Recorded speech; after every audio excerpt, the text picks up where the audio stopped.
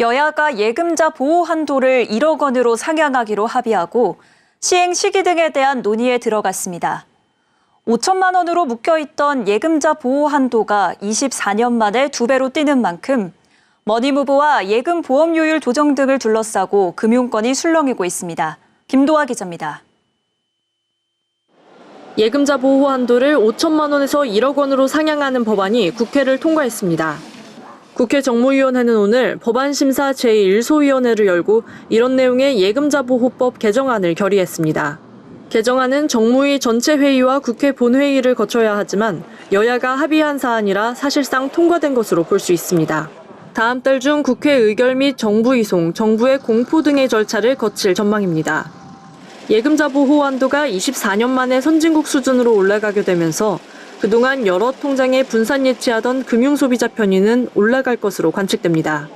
금융권에선 시중은행보다 높은 금리를 제공하는 저축은행으로 머니무브가 이뤄질 것이란 시각이 우세합니다.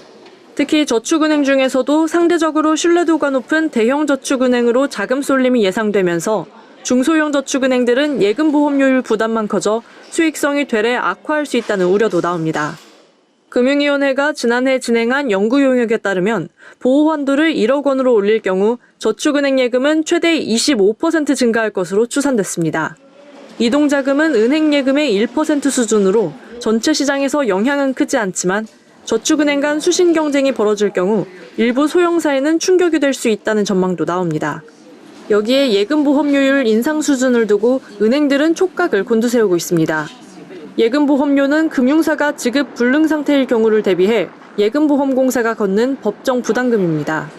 예금보험공사가 금융소비자의 지급을 보장해줘야 하는 한도가 올라가면 예금보험료 인상도 불가피해집니다. 금융위 연구용역 결과에 따르면 예금보호 한도를 1억 원으로 상향할 경우 예금보험료율은 현행 수준보다 최대 27.3%까지 상향이 필요할 거란 추정이 나왔습니다.